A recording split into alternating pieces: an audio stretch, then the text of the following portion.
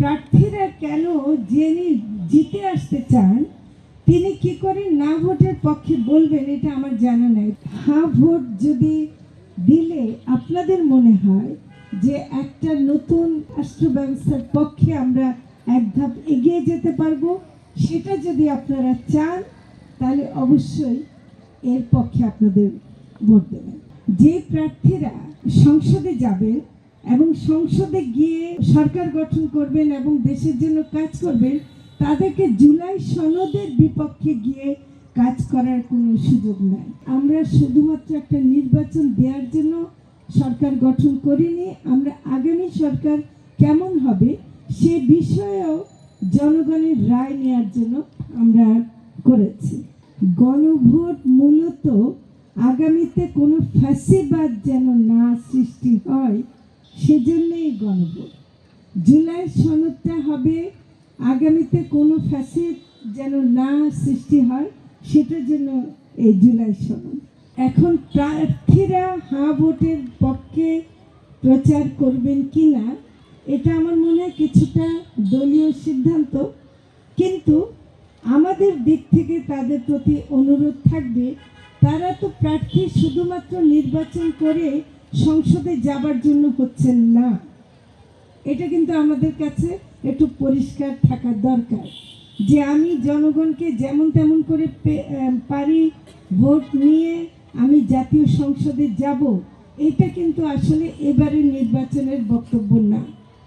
আপনাদেরকে বলতে হবে যে এবারের নির্বাচনে আপনি জাতীয় সংসদে গিয়ে আগামী সরকার কেমন করে গঠন করবেন, আগামী সরকারে কি কি কাজ আপনি করবেন, সে কাজের দায়িত্বটাও আপনাকেই নিতে হবে।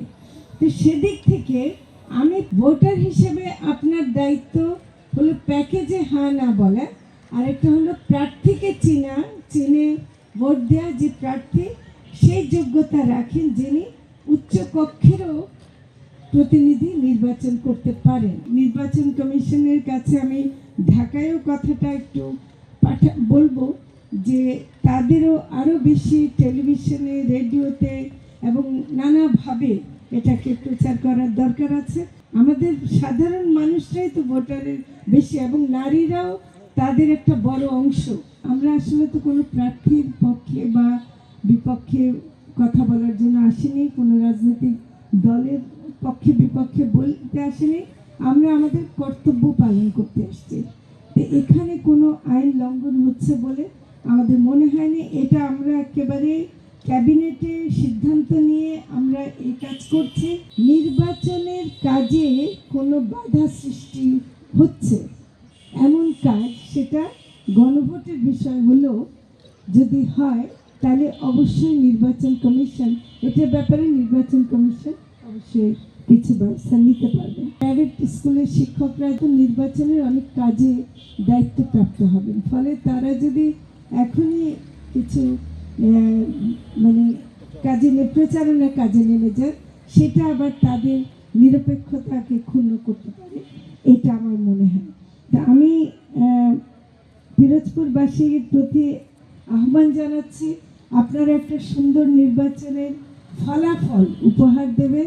আপনারা প্রার্থী নির্বাচনটা করবেন, তবে প্রার্থী নির্বাচন করার সময় একটা কথা মাথায় রাখবেন যে এই প্রার্থীরাই উচ্চ কক্ষের প্রতিনিধি নির্বাচন করবে।